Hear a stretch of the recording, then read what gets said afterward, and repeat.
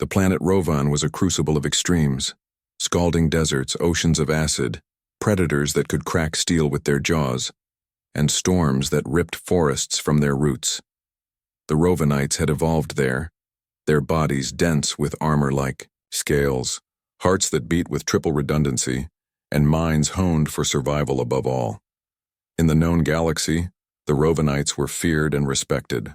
Their world was categorized as a Class 10 death world, the highest rating on the Galactic Environmental Threat Scale. Other species, even the warlike Groll, had never set foot on Rovan and returned whole.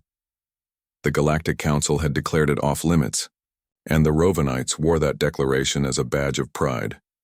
For centuries, the Rovanites believed they were unmatched, apex Deathworlders, supreme among the stars, until the humans arrived.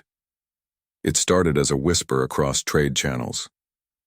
A new species, recently granted observer status in the Council, had come from an unclassified world in the far-off Sol system. Their emissaries were soft-looking, upright bipeds with no claws, no fangs, no natural armor. When Rovanite Commander Keth saw the first human at a diplomatic gathering, he had to stifle a laugh. The human was called Mason, and he looked like he would perish in a light breeze. "Your people survive space travel?" Keth asked him, amused. Mason smiled. "We do, more than survive." Keth dismissed him. Empty bravado, he thought, common among lesser species who knew not the cost of real pain. Then came the incident on Morven 3. A mining colony had sent a distress call: seismic activity, infrastructure collapse, multiple species trapped underground. The Council sent an emergency rescue team composed of various races. Keth led the Rovanite unit. The humans sent 5 of their own. When the team arrived, the tremors hadn't ceased. Chasms opened at random. Toxic gas seeped through the cracks. One of the rescuers, a Velian, panicked and fled back to the transport. 2 more fell to gas exposure. The Rovanites managed to clear a tunnel, but when the rock shifted again, they deemed it unstable and ordered a retreat. That's when Mason and the other humans entered the tunnel. No suits, no backup. Keth was furious. "That tunnel will collapse. They are not Deathworlders."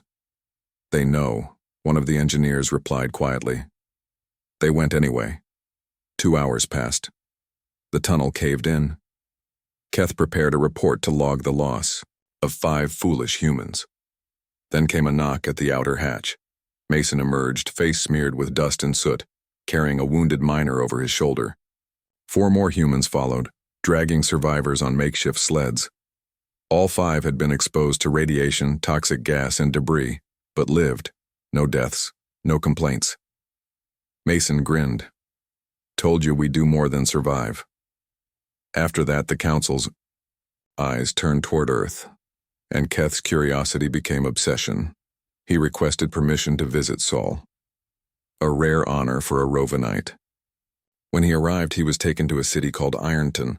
There were no vast domes, no bio-shielded towers, just buildings of metal and stone weathered by time and war.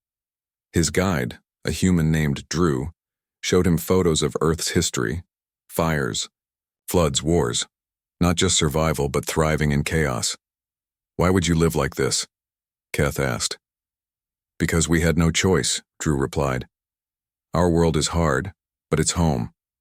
We fought nature, disease, each other. We lost billions along the way, but we kept moving forward."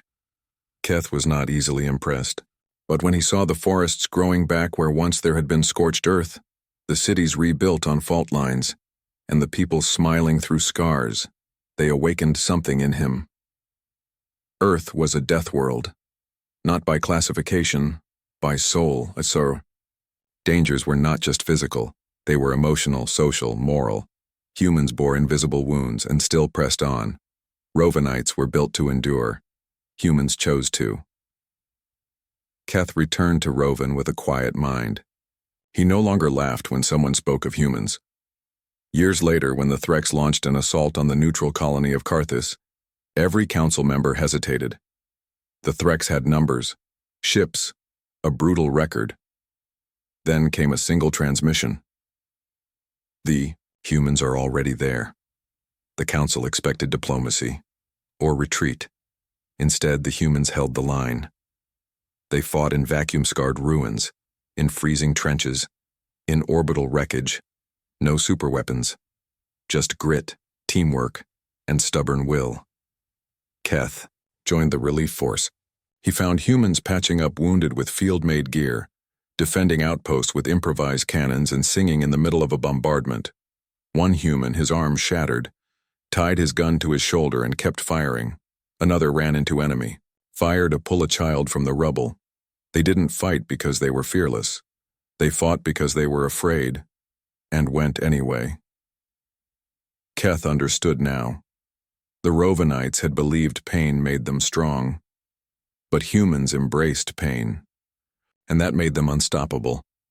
When the Threks were finally pushed back, the humans didn't celebrate with songs of conquest. They helped rebuild, shared food, sat beside grieving strangers, holding their hands in silence. In the final report, to the council, Keth wrote only one sentence. We were never the only Deathworlders, we were just the first to know it.